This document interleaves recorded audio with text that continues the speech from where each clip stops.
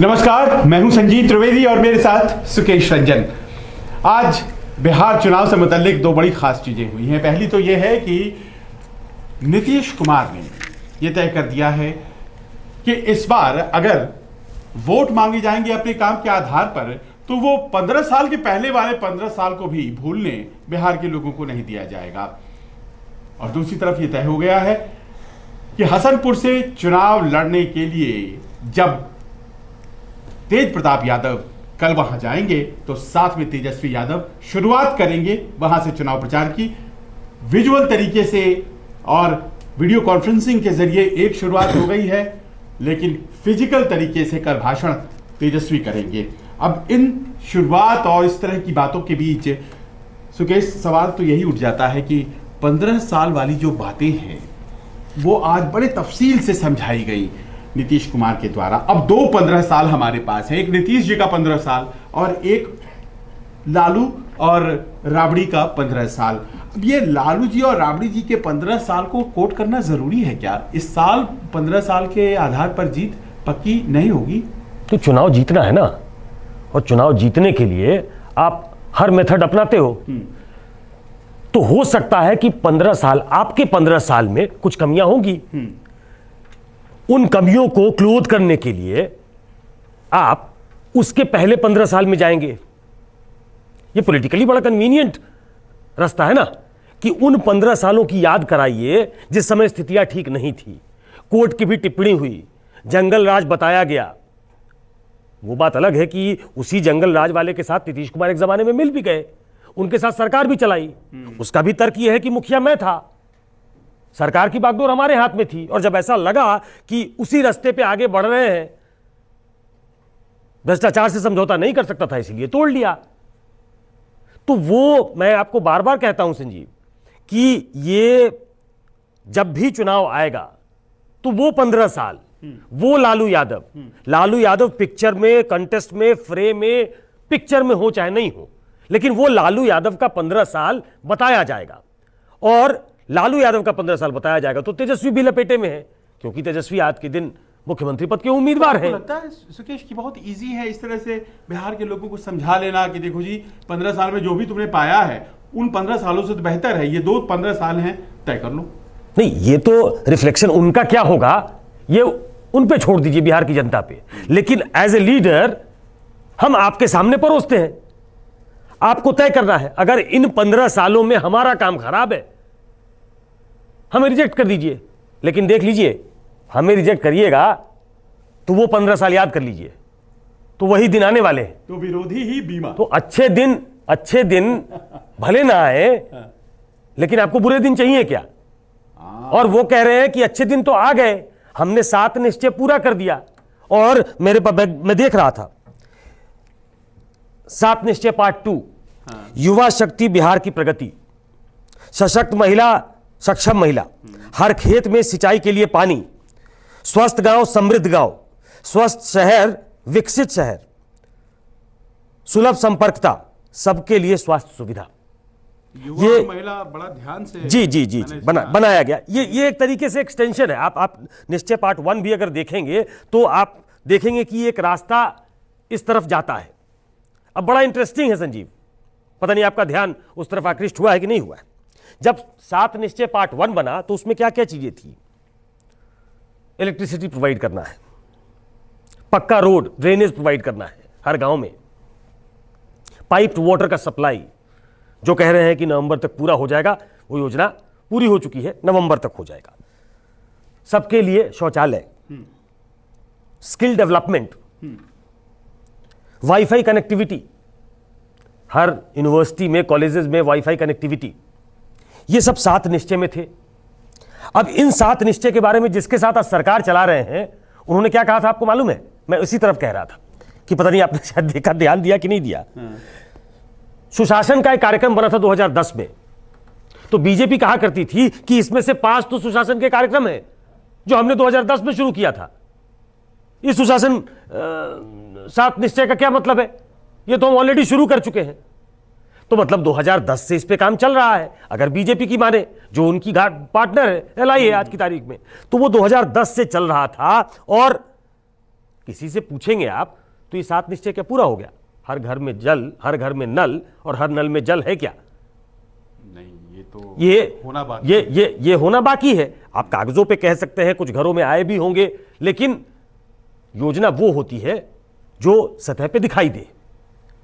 Skill development, कितने लोगों का स्किल डेवलपमेंट हुआ? अभी मैं किसी जेडीयू प्रवक्ता से बात कर रहा था किसी दूसरे शो में, तो उन्होंने कहा कि पिछले 10 सालों में हमने 10 लाख लोगों को नौकरियां दी हैं, युवाओं को, 2010 से लेकर अभी तक।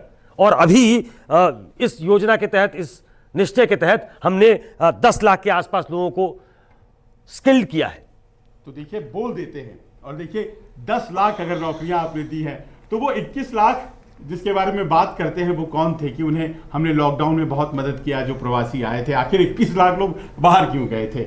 अब जो ही आज जो नीतीश जी ने भाषण दिया है, इसकी अगली श्रृंखला भी है और उसके बाद एक और श्रृंखला है, और इसके हिसाब से है कि ये बातें जो आज उन्होंने कही हैं वो 13 तारीख को भी कही जाएगी, और इसके अलावा 14 तारीख से वो फिर प्रस्थान करेंगे, फिजिकल रूप से सामने आएंगे वो वोटर्स के, और फिर उस तरह की रैलीज होंगी, वर्चुअल के बाद एक्चुअल रैली, एक्चुअल होगी, लेकिन उस तरह से एक्चुअल नहीं होंगी, क्योंकि आप जानते हैं कोरोना का टाइम है। अब एक दूसरी जो डेवलपमेंट है जो बहुत खास है, अहम है, उसके बारे में भी बात कर लेते हैं, और वो ये है कि कैंपेन सॉन्ग आज तेजस्वी यादव के बिहाफ पर रिलीज किया गया है, और एक बड़ा कैची सा नाम दिया गया है, तेजस्वी भव बिहार। तेजस्वी उनके मुख्यमंत्री पद के चेहरे, आरजेडी के उनका भी नाम, और तेजस्वी भव बिहार, बिहार को तेजस्वी बनाना है, और इसमें तेजस्वी तो इस बार तय है। और कहा यह जा रहा है कि प्रशांत किशोर ने कभी जगन मोहन रेड्डी के लिए इस तरह से संगीत जो दिया था, बनाया था, अब इस तरह के कैंपेन का क्या बिहार में असर पड़ता है, और आरजेडी क्या इस तरह से कभी बनाती थी, उसको जरूरत पड़ती थी? देखिए संजीव, आरजेडी एक मॉडर्न आउटलुक में आना चाहती है, वो उस रस्टिक फील से निकलना चाहती है। उसने बहुत पे किया है। लालू यादव का कनेक्ट एक दूसरा कनेक्ट था, लेकिन उससे जो मैक्सिमम डिराइव कर सकते थे आप, वो आपने कर लिया है। नया जमाना है, सोशल डिस्टेंसिंग का जमाना है, कोरोना का जमाना है, आपको अधिक से अधिक लोगों तक इस फोन के जरिए पहुंचना है। हाँ, बिल्कुल। तो सोशल मीडिया का कैसे बेहतर इस्तेमाल हो सके, कैसे कैची, बहुत सारी चीजें लोग नरेंद्र मोदी से सीख रहे हैं, और राजनीति में सीखना चाहिए। हाँ, राजनीति में कॉम्पिटिटिव पॉलिटिक्स होनी चाहिए। तो कॉम्पिटिटिव पॉलिटिक्स में यह बात जरूर आई है कि उन्होंने सोशल मीडिया पे अपनी प्रेजेंस बढ़ा दी है। इस मामले में बीजेपी बड़ी माइटी पावरफुल पार्टी हुआ करती थी, लेकिन अब आरजेडी भी उस इसमें गेम में आ चुकी है अच्छे से। तो एक अच्छा कैची सॉन्ग बना देना, बिहार को तेजस्वी बिहार की तरफ ले जाना, तो खुद भी तेजस्वी हैं और बिहार भी तेजस्वी बनेगा, इस तरीके से एक थीम मिलता है। तो वैसा करके एक मॉडर्न आउटलुक की कोशिश है, लोगों तक रीच आउट करने की कोशिश है। इस बार मैंने ये कई जगह से फीडबैक मुझे ये मिला कि इस बार जो टिकटों का उन्होंने वितरण का तरीका निकाला है वो भी बड़ा साइंटिफिक है, रिसर्च बेस्ड है, उनका बैकएंड ऑफिस जो है वो उस पर बहुत काम कर रहा है। किसी के साथ बैठ रहे हैं तो पूरे कागजात के साथ बैठ रहे हैं। ये आपको मालूम है, हमें भी मालूम है कि ये पुराने जमाने में होता नहीं था। ये लालू यादव का कैंडिडेट है, क्योंकि लालू यादव उनको पसंद करते हैं, और लालू यादव का जमाना वो जमाना था कि लालू यादव हर जगह खुद चुनाव लड़ते थे, उनका नुमाइंदा चुनाव लड़ता था, मतलब लालू यादव चुनाव लड़ते थे। उससे आगे बढ़ने की जरूरत है, ये जरूर एक फीलिंग है आरजेडी के अंदर, और मुझे लगता है तेजस्वी उसी पथ पे आगे बढ़ रहे हैं। और ये साइंटिफिक तरीके से किया जा रहा है, क्योंकि बार बार सुकेश इस बात को लाते रहे हैं कि बदल रहा है आरजेडी। अब ये बदलाव जो है वो लोगों को स्वीकार्य है का, क्योंकि एमओआई के कॉम्बिनेशन से चुनाव इस बार बिहार में कम से कम नहीं जीता जा सकता है। तो नई कम्युनिटीज कौन जुड़ती हैं, क्या तेजस्वी यादव उस उजले छवि के साथ सामने आ पाते हैं जिसके बारे में आरजेडी प्रचार कर रही है। जो एक और बात ध्यान खींच रही है वो है, कल कैंपेनर्स की लिस्ट जारी हुई है, स्टार कैंपेनर्स, स्टार प्रचारक जिसे कहते हैं सुकेश, भारतीय जनता पार्टी की तमाम नाम है उसमें। मुझे उन नामों पर नहीं, जो नाम छोड़ दिए गए उन नामों पर बात करनी है। शाहनवाज हुसैन राष्ट्रीय प्रवक्ता है, और देखिए सबसे कम उम्र के मंत्री बनाए गए अटल जी के दौर में। राजीव प्रताप रूडी मोदी जी के ज़माने में मंत्री बने, अभी फिलहाल भले ही मंत्री ना हो, लेकिन सबसे युवा नेता होने का और मंत्री पद संभालने का, बहुत कम उम्र में एमएलए भी हो गए थे वो 26 साल की उम्र में। 26 साल की उम्र में। इन दोनों के एक्सक्लूजन की क्या वजह है? बिहार के कोर लीडर्स ये माने जाते हैं, लेकिन स्टार प्रचारक नहीं है, और स्टार प्रचारक में कुछ वो लोग हैं जिनसे ये काफी सीनियर हैं। ये गणित क्या है? हाँ, ये बहुत लोगों को चौंका रहा है कि ये दो नाम जो बिहार से आते हैं, ये वो नाम हैं जो स्वाभाविक तौर पे उस सूची में होने चाहिए। उनमें जिन लोगों का नाम है उनसे कद्दावर नेता हैं ये। तो राजनीतिक हलकों में बहुत मरमरिंग हुई, बहुत चर्चा हुई कि आखिर क्या है, are they being cut to size. देख लीजिए, तमाम ऐसे प्रवक्ता हैं जो कहीं ना कहीं राजनीति में क्या कहते हैं, एडजस्ट होना, उनको एडजस्ट कर दिया गया है। कोई राज्यसभा में चला गया, कोई काउंसिल में चला गया। शाहनवाज अपनी बारी का इंतजार कर रहे हैं। वो 2014 में अपना चुनाव कुछ अंतर से हार गए। हाँ, बहुत छोटे अंतर से हारे थे। 2019 में उनको टिकट नहीं मिल पाया क्योंकि वो जेडीयू के खाते में चली गई सीट, और तब से वो वेटिंग लिस्ट में ही है, टिकट कंफर्म नहीं हो पा रहा उनका। राजीव प्रताप रूडी 2014 में जीते, रीसफल में उनको मंत्री बनाया गया। 2019 के पहले मंत्री पद से हटा भी दिया गया उन्हें। 2019 में फिर से भी चुन के आए, तो कैबिनेट में तो नहीं है वो। लेकिन बिहार में 26 साल की उम्र में कोई व्यक्ति एमएलए बन जाता है, कई टर्म तक वो एमपी रहता है, राष्ट्रीय महामंत्री रहता है वो। लालू यादव को हराने का भी मतलब बिहार की जनता को ये मालूम है कि वो उसी क्षेत्र से आते हैं जो लालू यादव का क्षेत्र है। लेकिन ये दोनों एक्सक्लूजन जो है वो चौंकाते हैं। उसमें बीजेपी बिहार के ट्विटर हैंडल से ये बताया गया है, मुझे जानकारी मिली कि जो सूची बनती है, भ्रामक खबरों पे न जाए, जो सूची बनती है वो रीजन के हिसाब से और किन चरणों में चुनाव है उसके हिसाब से कौन कहां जाएगा, उस पर ये सूची बनती है। तो इन दोनों का न होना, इसमें इसको वो ट्विस्ट न दिया जाए, ये भ्रामक खबरें हैं। ट्विस्ट वो दे रहे हैं, ये ट्विस्ट ये ट्विस्ट वही दे रहे हैं। वो चूंकि अब they have been caught at the wrong foot, उनको लगा कि इससे नुकसान हो सकता है, तो उसको ठीक करने की कोशिश है। ये राजनीतिक हलकों में इसकी चर्चा हुई है। मुझे लगता है कि इन लोगों ने भी अपनी बात रखी होगी, क्योंकि ये उनकी पोजीशन को अंडरमाइन करता है। और ऐसे में जबकि आप वहां के कद्दावर नेता हो, बड़े नेता हो, दोनों सेंटर में सर्व कर चुके हैं, कई टर्म एमपी एमएलए रह चुके हैं, और ऐसे में जब नाम नहीं होता है तो बीजेपी एक तरीके से वो प्लेकेट करने की कोशिश, जो हो गया है उसको ठीक करने की कोशिश। लेकिन ये बीजेपी, ये दूसरी बीजेपी है। यही बात है, दूसरी बीजेपी।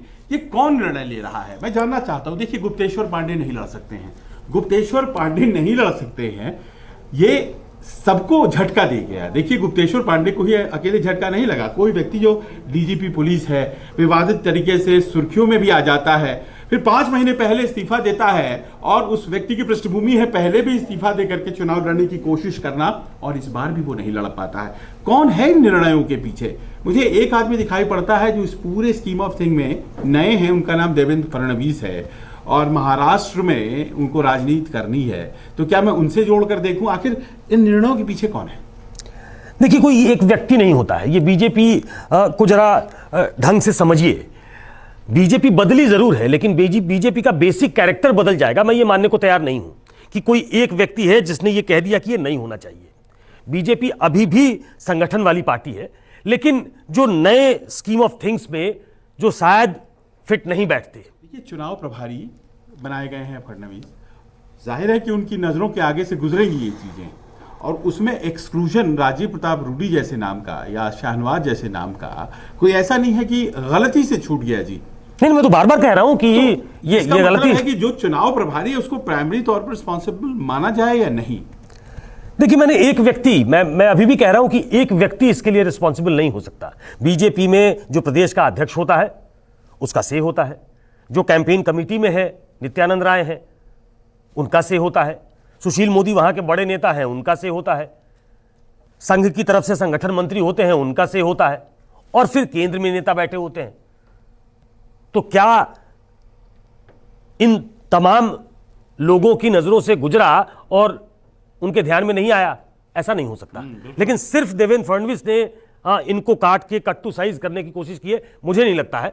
ये एक एक बड़ी टीम है और उन्होंने किसी वजह से यह फैसला, इसको फिगर आउट करना थोड़ा भी मुश्किल है, थोड़ी जल्दबाजी है, इसको भी पता लगाने की कोशिश करेंगे, दर्शकों तक पहुंचाने की कोशिश करेंगे कि आखिर ये खेल क्या हुआ है। लेकिन अब चूंकि रॉन्ग फुट पे लगता है बीजेपी पकड़ी गई है और ट्वीट करके एक्सप्लेन कर रही है, एक्सप्लेनेशन दे रही है, तो मुझे लगता है जो अगली सूची दी जाएगी नेक्स्ट चरण के लिए, उसमें वो नाम और तब जोड़ दिया जाएगा कि ये लिपअप होती है तो फिर भाजपा वालों को नाराज नहीं होना चाहिए। लेकिन यहाँ आपको हम ये भी बताते चलें कि वर्चुअल रैलीज भले ही शुरू हो गई हैं, लेकिन actual rally Bharatiya Janata party ने शुरू कर दी। गया में कल जेपी नड्डा जी थे और उन्होंने अपने तरीके से जो बातें कही, प्रधानमंत्री मोदी के कार्यों को उन्होंने सामने रखा है। प्रधानमंत्री मोदी के कार्यों को सामने रखा गया और कहा गया कि साहब ऐसा है कि इस पर हमें आप चुनाव जितवाइए।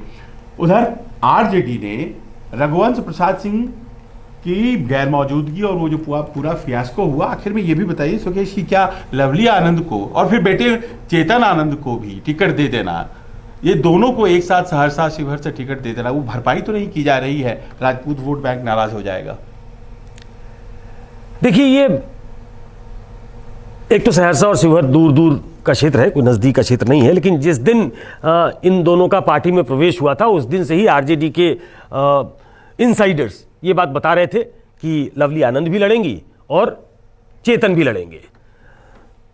शिवहर से वो चुनाव लड़ चुके हैं, सहरसा उनका क्षेत्र रहा है, तो विनिबिलिटी एक बड़ा फैक्टर है। रघुवंश बाबू के बेटे ने ज्वाइन कर लिया और इसलिए सारे राजपूत वोटों को इनके माध्यम से ले आया जाएगा, ये बहुत सरलीकरण होगा कहना। और आप जबकि जानते हैं कि ट्रेडिशनली जो अपर कास्ट वोट है ये पिछले कुछ समय से वो एनडीए गठबंधन की तरफ चला गया है, लेकिन ये कोशिश जरूर है कि एक वर्ग को लुभाया जाए। और चूंकि दोनों प्रोमिनेंट हैं, मतलब बेटा प्रोमिनेंट क्या अपने परिवार की वजह से, तो वहां एक ऐसे कैंडिडेट को उतारा जाए कि वो सीट झोली में लाकर दे दे और मां दूसरी जगह से दे दे। तो विनेबिलिटी मुझे लगता है कि एक बड़े फैक्टर के तौर पे देखा गया। विनेबिलिटी, माँ बेटों को सीट दिया जाता है, ऐसा नहीं है। मेनका गांधी, वरुण गांधी दोनों को भी दिया गया है, तो इसमें बहुत आश्चर्य की बात नहीं है। लेकिन यह विनेबिलिटी पहले कहाँ थी? पहले के चुनाव में ये सवाल तो उठेगा ही। कल सुप्रीम कोर्ट में एक केस है और वो केस एक जनहित याचिका के जरिए है, जिसमें मांग ये की गई है कि जो एमएलए एमपी एक टिकट पर जीत जाते हैं किसी दल की, तो फिर दूसरे में जब जाते हैं तो सदस्यता रद्द करने की या नहीं रद्द करने की जो अधिकार होता है, वो अधिकार स्पीकर को नहीं बल्कि चुनाव आयोग को होना चाहिए। बिहार के संदर्भ में अगर कुछ इंपॉर्टेंट ये फैसला आता है तो वो बहुत लागू होगा, इसी बार से लागू होगा, क्योंकि कह रहे हैं कि चुनाव के बाद जोड़ तोड़ जबरदस्त होने वाली है। आज बस इतना ही। लगातार आपको देते रहेंगे न्यूज, क्योंकि चुनाव आयोग ने एग्जिट पोल हमेशा की तरह बैन कर रखा है, तो आपको हम पे ही आश्रित रहना पड़ेगा। अपना सहयोग हमें देते रहिए। नमस्कार, मैं हूं मानक गुप्ता। अगर आपको हमारा ये वीडियो पसंद आया हो तो इसे लाइक और शेयर जरूर करें, और हां, हमें सब्सक्राइब और फॉलो करना ना भूलें, ताकि आप देश और दुनिया की कोई खबर मिस ना करें। तो जुड़े रहिए हमारे साथ और देखते रहिए न्यूज़ 24।